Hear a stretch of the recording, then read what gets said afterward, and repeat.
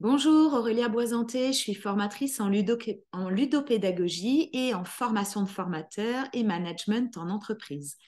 Je vais vous présenter donc une visio pour vous montrer comment on peut présenter un projet de formation, sachant que c'est une présentation qui est personnelle. Les projets de formation sont tous présentés de façon différente d'un point de vue à l'autre ou d'un formateur à l'autre.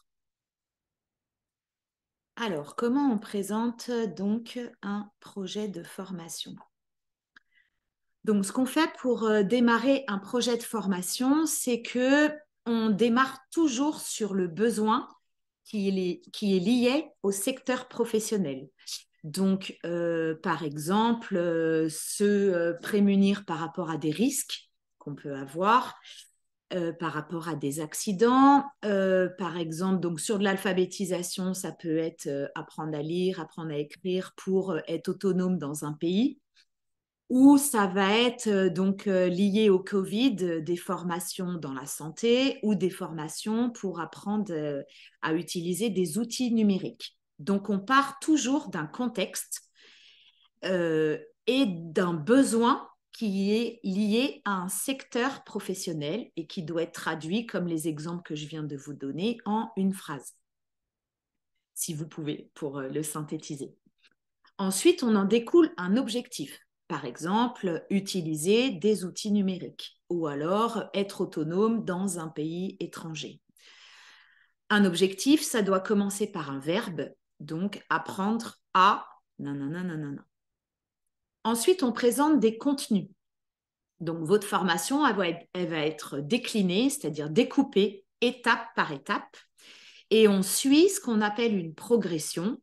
La première étape doit être la plus simple à acquérir pour aller vers l'étape la plus technique, la plus difficile à acquérir, à comprendre, qui sont souvent la mise en place des techniques, la mise en place des procédures, la mise en place des lois, en fait. Au début, les premières étapes d'une formation, c'est découvrir les lois, par exemple lire les lois ou comprendre ce que c'est que de la prévention, jusqu'à l'étape la plus compliquée qui est comment on se protège, donc vraiment sur de la compétence pratique. Donc, présenter des contenus étape par étape, de la plus simple à la plus difficile, ce qu'on appelle une progression pédagogique. Ensuite, on présente le lieu et la durée de la formation. Donc, si c'est une formation d'une journée, 2 jours, 3 jours, 4 jours, ce qu'on appelle des formations courtes. Ou alors, si on s'engage dans une formation longue qui va être de 1 mois, 2 mois, 3 mois, voire 1 an. Ensuite, vous présentez les ressources pédagogiques. Donc, vous pouvez présenter des outils pédagogiques, par exemple un PowerPoint que vous allez distribuer aux stagiaires, montrer un livret d'accueil, montrer les outils numériques sur lesquels ils vont travailler. Et ensuite, on présente les modalités d'évaluation, c'est-à-dire comment vous allez évaluer vos stagiaires à l'issue des 4 jours, par exemple, comment vous savez qu'ils ont mémorisé ce que vous avez expliqué. Donc, on va reprendre toutes ces étapes une par une et je vais vous les détailler. Donc, pour présenter le contexte, c'est-à-dire la demande de votre formation, vous expliquez pourquoi vous avez mis en place cette formation. En fait, il y a 4 questions. Il faut essayer de répondre à ces 4 questions. À qui s'adresse-t-elle? Dans quel lieu, par exemple? Pour quel public s'adresse-t-elle? Pour quel secteur professionnel? À quel objectif répond cette formation? Et dans quel secteur? Vous présentez les compétences à acquérir pour cette formation. Vous présentez aussi les enjeux politiques, par exemple liés au Covid, ça va être des financements par l'État pour une prévention, pour que les gens soient de moins en moins malades. Si c'est un enjeu sociétal, par exemple, comme la violence conjugale ou les discriminations, il faut le préciser. Ça peut être aussi un enjeu écologique. Donc, par exemple, la gestion des déchets. Donc, vous présentez sur votre secteur professionnel l'enjeu politique lié à votre formation, l'enjeu de société s'il y en a un, et l'enjeu écologique. Et vous essayez de faire un transfert sur l'emploi, c'est-à-dire avec cette formation, quelles compétences vous avez obtenues sur quel poste de travail. Donc, notamment sur les formations longues, quand on s'engage sur une formation de 3 mois, 4 mois ou 6 mois, ou quand on prépare une formation longue, c'est dans le but que les stagiaires puissent trouver un métier derrière et avoir un poste de travail. Donc, présenter les enjeux, le transfert professionnel vers l'emploi. Ensuite, on présente les objectifs de la formation. Donc, qu'est-ce que les apprenants vont apprendre et pourquoi? Je vous invite à présenter donc tous vos objectifs en commençant par des verbes d'action, par exemple découvrir, mémoriser, lire, identifier, acquérir, voilà, ces verbes-là, et de les décliner en 3 sortes d'objectifs. Vous avez des objectifs qui sont liés à des théories, donc ce qu'on appelle des connaissances, qui est par exemple lire une procédure ou lire une loi. Ensuite, vous avez des objectifs liés à des pratiques, à des savoir-faire, quelles compétences je vais acquérir lors de cette formation, et quel objectif est lié à la posture professionnelle. Voilà, donc 3 sortes d'objectifs, les théoriques, pratiques et le relationnel, qui correspond au savoir, les connaissances, au savoir-faire, les compétences, et au savoir-être, la posture professionnelle liée à chacun de vos métiers. Ensuite, on présente le contenu. Donc, quels contenus de formation vont être abordés dans ces jours-là? On présente la théorie et la pratique. Et si vous pouvez, vous le présentez sous forme de progression pédagogique, c'est-à-dire de la plus simple à la plus compliquée, à la plus technique, à la plus complexe. Donc, ce qu'on appelle une progression pédagogique, en fait, pour visualiser, c'est comme les marches d'un escalier. En fait, la première étape, c'est l'étape la plus simple. Et ensuite, on monte la deuxième marche, puis la troisième marche, la quatrième marche. À la fin d'escalier, on doit avoir acquis toutes les compétences. On présente aussi les techniques d'animation, comment on va animer nos cours. Donc, moi, par exemple, étant spécialisée en ludopédagogie, je vais intégrer le jeu, notamment les jeux de rôle, dans mes formations. Donc, il va me servir de mise en situation professionnelle. Vous pouvez présenter des études de cas, du travail de groupe et aussi des livres à lire, donc une bibliographie et une biblio-web. Donc, présenter tout ce qu'on appelle les méthodes pédagogiques et ensuite présenter les supports pédagogiques qui vont avec les méthodes. Donc, par exemple, vous pouvez montrer un jeu, que ce soit à des stagiaires ou à une institution. Vous pouvez montrer les outils numériques que vous pouvez utiliser. Sur les formations longues, vous pouvez présenter un livret d'accueil, le livret d'accueil de l'apprenant.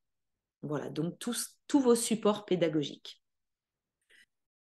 Donc, votre formation, elle doit être déclinée en ce qu'ils doivent acquérir en savoir-faire relationnel.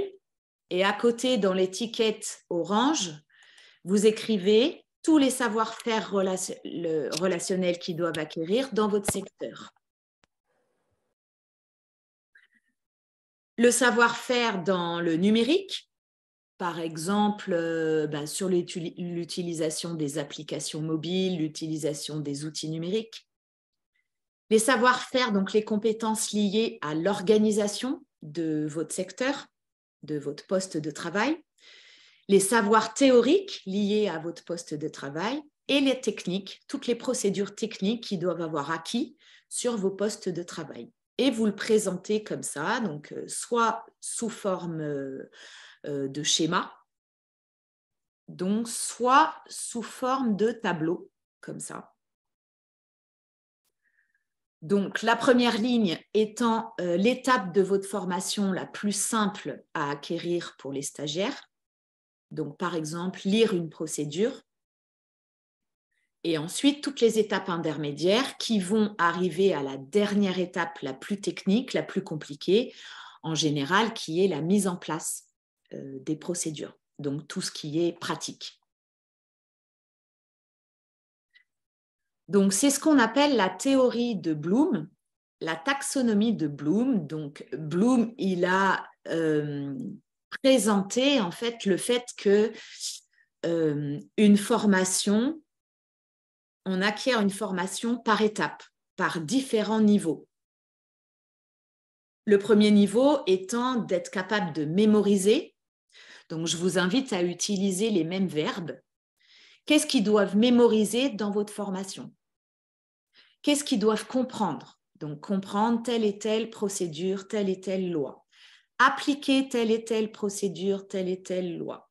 Analyser telle ou telle mise en place par rapport à cette procédure. C'est-à-dire qu'une fois qu'ils l'ont mémorisé, qu'ils l'ont compris, qu'ils l'ont appliqué, il faut analyser ce qu'on a mis en place, l'évaluer et la réajuster. Donc, en fait, quand vous présentez une formation, il faut présenter toutes ces étapes et essayer de les présenter dans l'ordre. Et ensuite, on présente les méthodes d'évaluation, c'est-à-dire on présente comment vous allez évaluer les participants. Avec quels critères vous allez évaluer, quel indicateur, comment vous vérifiez qu'ils aient acquis donc la mise en place, de la mise en pratique de ce que vous avez demandé, de ce que vous avez expliqué, comment ils ont mémorisé les théories pour pouvoir s'en resservir au travail. Donc, si c'est des formations longues, souvent, on a un référentiel. Et si c'est des formations courtes, souvent, vous avez un cahier des charges. Ou alors, ça va être décrit dans un appel d'offres, par exemple. Donc, vous reprenez les critères et les indicateurs et vous les présentez dans le cadre de la présentation de votre formation. Ensuite, donc, vous présentez comment ils vont acquérir ces objectifs et comment vous allez vérifier que ces objectifs aient bien été atteints. Donc, vous présentez comment vous avez repéré qu'ils les aient acquis et quelles difficultés ils peuvent être confrontés. Ensuite, vous présentez aussi l'accompagnement, donc l'accompagnement des stagiaires dans la bienveillance, le fait de les rassurer. Vous pouvez mettre en place des entretiens individuels et présenter à votre structure, à l'institution, que vous allez suivre les stagiaires, suivre le groupe par le biais d'un accompagnement, surtout individuel pour ceux qui en auront besoin. Ensuite, on présente les obligations. Donc, notamment les obligations réglementaires dans la formation, donc les règles d'hygiène, de sécurité, de discrimination que vous allez mettre en place. Tout ce qui est environnemental, donc par exemple, on demande aux stagiaires et on évite d'imprimer. Aujourd'hui, on ne donne plus les outils sur papier, mais plutôt en PDF. Vous présentez tout ce qui est pédagogique et notamment comment vous allez aider les stagiaires, tout ce que vous allez mettre en place pour aider les stagiaires et tous les documents à rendre, donc notamment les documents administratifs. Donc, par exemple, que vous allez présenter, que vous allez envoyer une convocation aux stagiaires, qu'ils auront une attestation de formation en fin de formation, et que vous allez les faire émarger, par exemple. Il y a des documents obligatoires, tous les documents administratifs liés aux formations. Donc, vous présentez les étapes de démarrage de la formation, par exemple que vous allez créer un entretien de positionnement pour comprendre les attentes du stagiaire, comprendre leurs prérequis, leurs besoins d'apprentissage, leurs contraintes, définir avec eux des objectifs par étape, de voir les modalités de formation, quand est-ce que vous serez en présentiel, Est-ce qu'il y a des choses, des étapes de la formation que vous allez faire en ligne, ce qu'on appelle les modalités de la formation, les temps d'accompagnement, est-ce qu'ils vont avoir du travail à rendre, du travail de groupe, des entretiens individuels. Donc voilà, ce qu'on appelle un parcours de formation. Vous présentez le parcours de formation en entier. Donc, on va revenir sur les étapes de la formation. Voilà, là. Donc là, vous avez toutes les étapes d'un projet de formation sous les yeux et je vais vous laisser poser des questions. Si vous voulez bien rallumer votre son. Est-ce que c'était clair? Et est-ce que vous avez des questions? Oui, c'était clair. C'était clair, c'est... D'accord. Non, j'ai pas de questions, peut-être à part, Oui.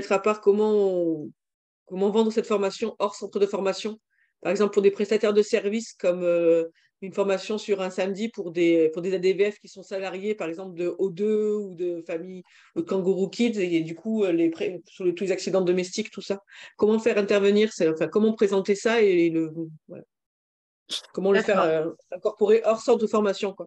D'accord. Alors, pour le présenter, je vous conseille de faire un visuel, c'est-à-dire un PowerPoint très, très court avec ce schéma-là.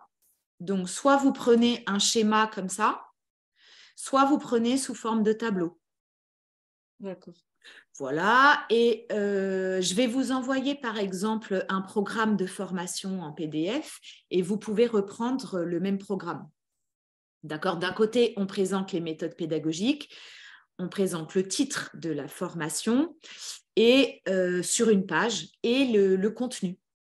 Et ensuite, pour le vendre, pour vous faire connaître, il faut vous présenter physiquement dans les structures, vous présenter dans les différentes institutions et structures et surtout la présenter sur les réseaux sociaux.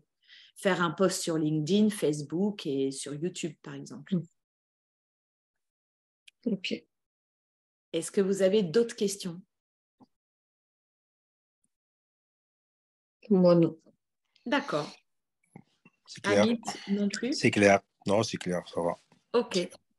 Alors, je vais vous laisser donc mon mail si vous avez besoin. Donc, vous avez aussi d'autres visios si vous êtes intéressé par la ludopédagogie sur les techniques ludiques, sur la création d'un escape game. J'ai créé des activités ludiques qui sont toutes prêtes, que vous pouvez recevoir en PDF ou alors sur papier. Il y a une newsletter aussi où j'envoie des jeux de formation. Et vous pouvez aussi vous former en ludopédagogie si vous voulez intégrer et créer vos propres jeux. Voilà. Et merci beaucoup d'avoir participé. Et à bientôt. Merci à toi. Merci à toi. Merci, à bientôt. Merci. Au revoir. Au revoir.